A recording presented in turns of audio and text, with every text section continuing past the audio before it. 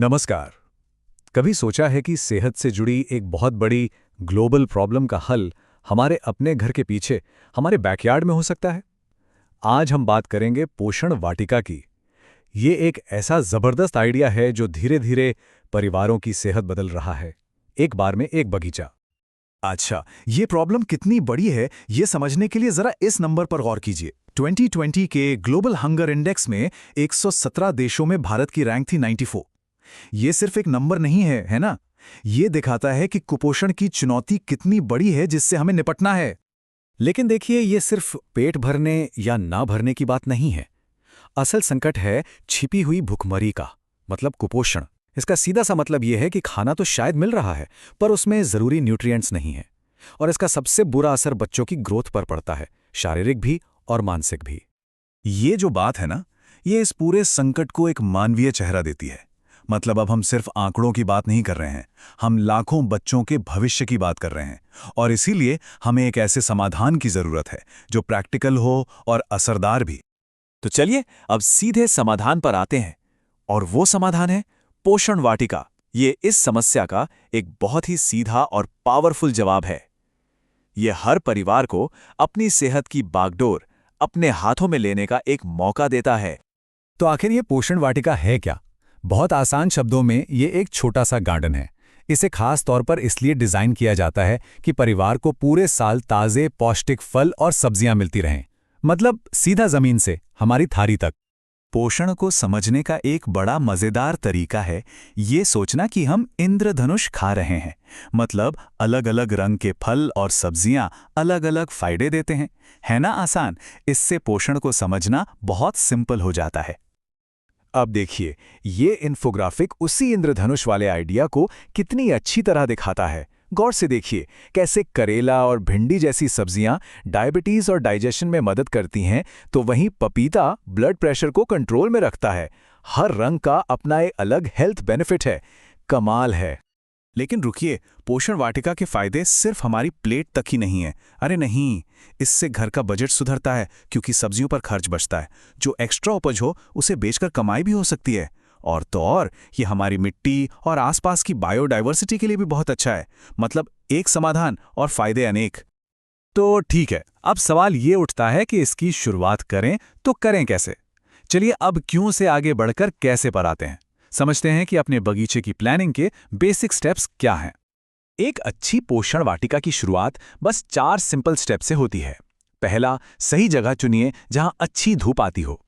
दूसरा, उसका लेआउट तय कीजिए। तीसरा, मिट्टी को अच्छे से तैयार कीजिए। और चौथा, सही फसलों को चुनिए। बस यही 4 कदम एक अच्छी फसल की नींव रखते हैं। और सबसे बढ़िया बात जानते हैं क्या है? कि हर किसी के लिए कोई ना कोई मॉडल मौजूद है। अगर अपनी जमीन है तो एक व्यक्तिगत बगीचा बना सकते हैं, और अगर नहीं है तो भी कोई बात नहीं।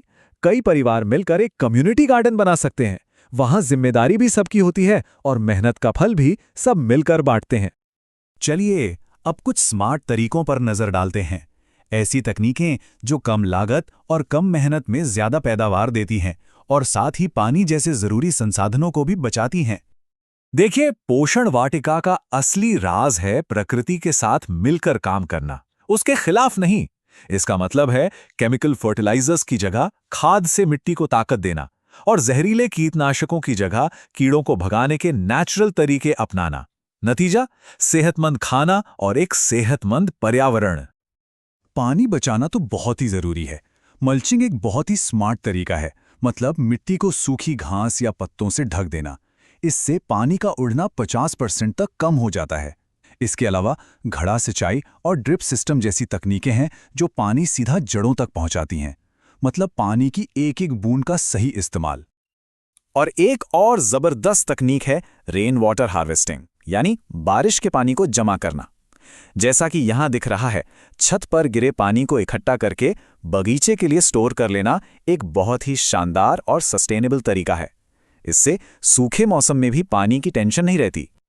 और कीड़ों से छुटकारा पाने के लिए केमिकल्स की कोई जरूरत नहीं है।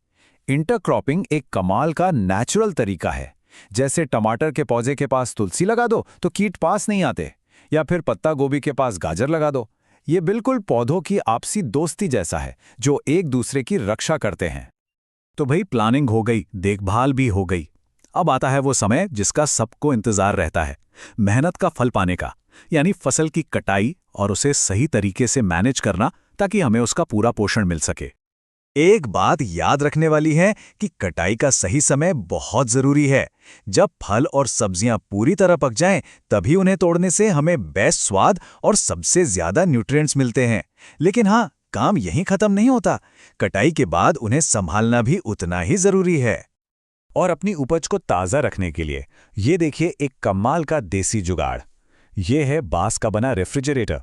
इसमें ना बर्फ चाहिए ना बिजली।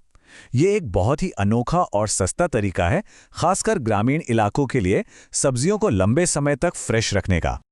तो आखिर में हम ये कह सकते हैं कि एक पोषण वाटिका सिर्फ एक बगीचा नहीं है, ये उससे कहीं ज्यादा है। ये सेहत है, आत्मनिर्भरता है और एक बेहतर भविष्य की तरफ बढ़ाया गया एक कदम है।